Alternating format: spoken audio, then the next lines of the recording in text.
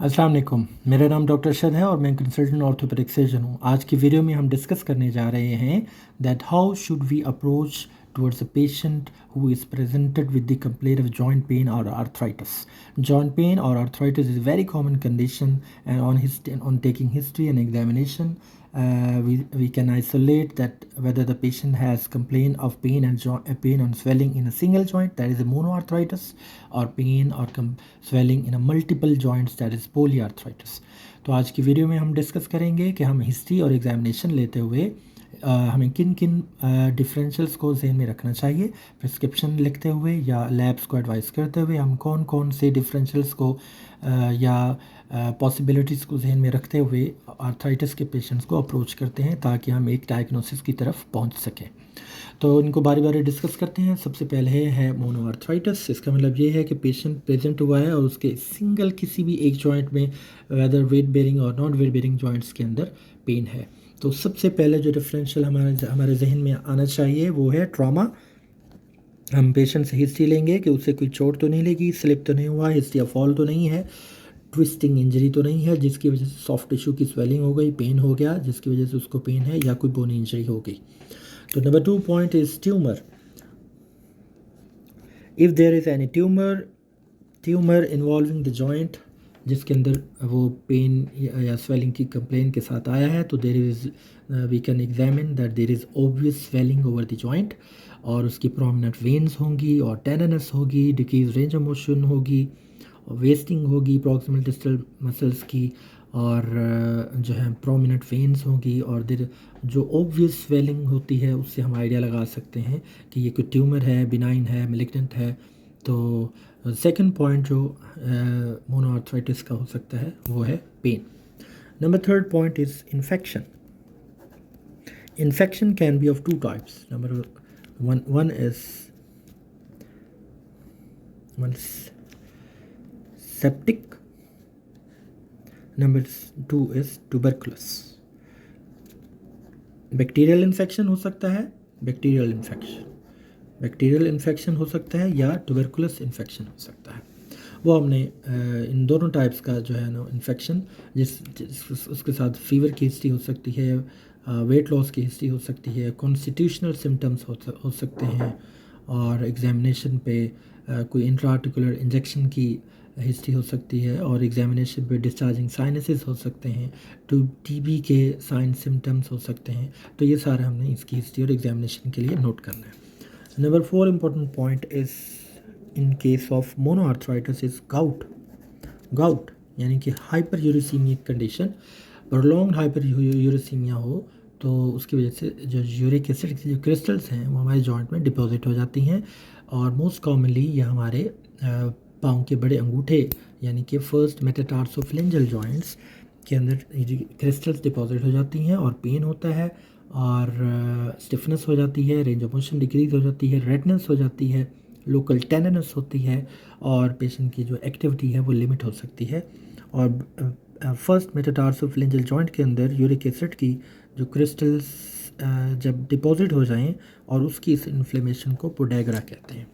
तो एक पेशेंट जो कि हमारे पास मोनोआर्थराइटिस की वजह से आया है, तो हमें फर्स्ट ऑफ ऑल जहन में रखना चाहिए कि it can be trauma, it can be any tumour, it can be an infection, bacterial infection और tuberculous infection, and number 4 it can be gout. तो इसके हिसाब से हम पेशेंट को एवेलुएट करते हैं। ट्रॉमा है तो हम को एक्सरे एडवाइस कर सकते हैं, ट्यूमर का वर्कअप करवा सकते हैं, इन्फेक्शन के लिए हम इन्फ्लेमेटरी मार्कर्स दे सकते हैं, CBC, TLC, DLC, ESR, CRP, ये सारे उससे हम इन्फेक्शन को कंफर्म कर सकते हैं। गाउट के केस में हम यूरिक एसिड चेक करा सकते हैं, और इनमें से जो भी रीज़न निकले हम उसका अकॉर्डिंगली ट्रीटमेंट प्रिस्क्राइब कर सकते हैं। अब आते हैं हम नंबर 2 ऑप्शन की तरफ, जो कि पोलीआर्थराइटिस है। पोलीआर्थराइटिस का मतलब ये है कि पेशेंट को मल्टीपल जॉइंट्स में पेन है, और उसके काफ़ी सारे डिफरेंशियल हैं। हम 7 मोस्ट इंपॉर्टेंट डिफरेंशियल इस वीडियो में डिस्कस करने जा रहे हैं। एक patient who is presented with the complain of polyarthritis, number 1 differential we should keep in the mind is rheumatoid arthritis. अब रूमेटॉइड आर्थराइटिस एक ऑटोइम्यून डिजीज़ है।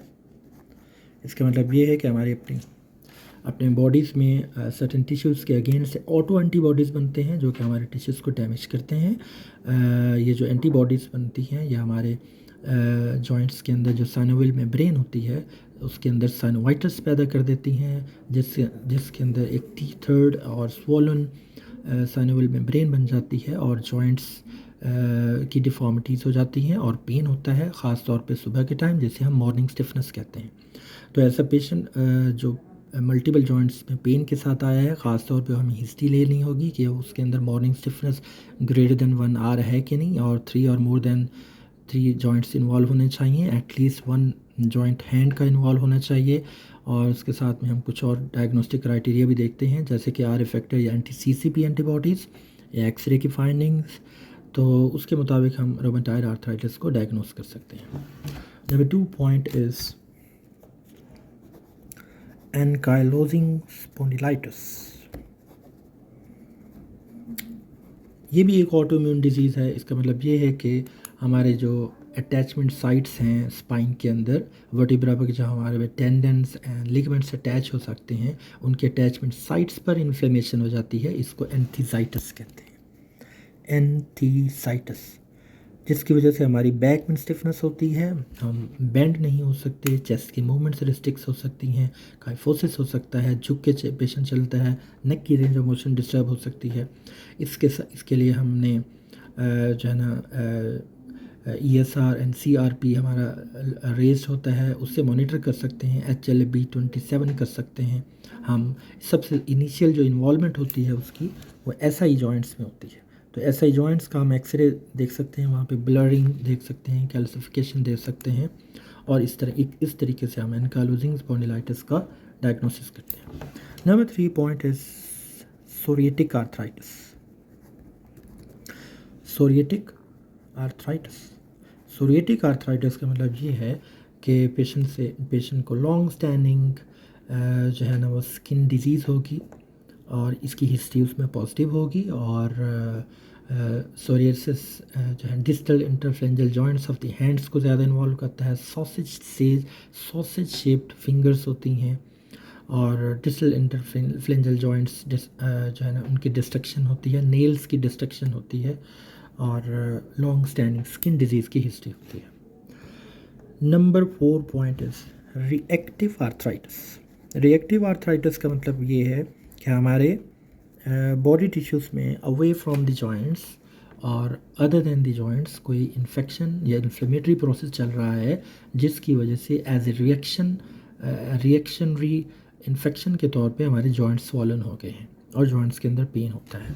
इसको हम रीटर्स सिंड्रोम भी कहते हैं, रीटर्स सिंड्रोम। ये एक ट्रायड है जिसके अंदर पोलीआर्थराइटिस होता है और साथ में हमारे पास कंजक्टिवाइटिस होता है और यूरेथ्राइटिस होता है। तो इसके साथ हम हिस्ट्री लेते हैं पेशेंट की, आई के अंदर रैश की, एलर्जी की, रेडनेस की और बर्निंग मिक्चुरेशन की हम हिस्ट्री लेते हैं, ताकि हम रिएक्टिव आर्थराइटिस या रीटर सिंड्रोम को कंफर्म कर सकें। Number 5 point is arthritis related to IBD. It is a very important point that some patients have inflammatory bowel disease, long-term inflammatory bowel disease, जो कि एक ऑटोइम्यून डिजीज़ है, और उसकी वजह से हमारे जो जॉइंट्स हैं पोलीआर्थराइटिस हो जाता है और स्वॉलन हो जाते हैं। Number 6 points is SLE, lupus जो है ना सिस्टेमिक ल्यूपस एरिथेमेटोसिस, ये भी एक लॉन्ग स्टैंडिंग स्किन डिजीज़ है जो कि हमारे रैश के साथ पेशेंट प्रेजेंट होते हैं और साथ में हमारे जॉइंट्स इन्वॉल्व हो सकते हैं जिनके अंदर पेन और स्वेलिंग हो जाती है। Number 7 point is thyroid. ऐसे पेशेंट जिनको मल्टीनोडल गॉइटर हो या जिनके थायराइड प्रोफाइल रेस्ड हो, वो पेशेंट्स उनकी वजह से पेशेंट्स को भी आर्थराइटिस डेवलप हो सकता है। तो हमें पोलीआर्थराइटिस के पेशेंट्स को अप्रोच करते हुए हमें आर इफेक्टर या एंटी-सीसीपी एंटीबॉडीज़ करानी चाहिए, CBC, ESR, CRP कराना चाहिए, और सोरियोसिस को ध्यान में रखना चाहिए, रिएक्टिव आर्थराइटिस की हिस्ट्री लेनी चाहिए, IBD की हिस्ट्री लेनी चाहिए, और SLE के लिए हम ANA एंटीबॉडीज़, ANA प्रोफाइल करा सकते हैं, और थायराइड के लिए हम हम T3, T4, TSH, ये जो थायराइड का वर्कअप है ये करा सकते हैं। तो मोनो आर्थराइटिस और पॉली आर्थराइटिस को हम जहन में रखते हुए और इनकी कॉजेज़ को जहन में रखते हुए हम पेशेंट के डायग्नोसिस तक पहुंच सकते हैं और उसका इलाज कर सकते हैं। उम्मीद है आज की वीडियो आपको पसंद आई होगी। अगर आप इस चैनल पर न्यू हैं तो इसको सब्सक्राइब करें और शेयर करें। अल्लाह हाफ़िज़।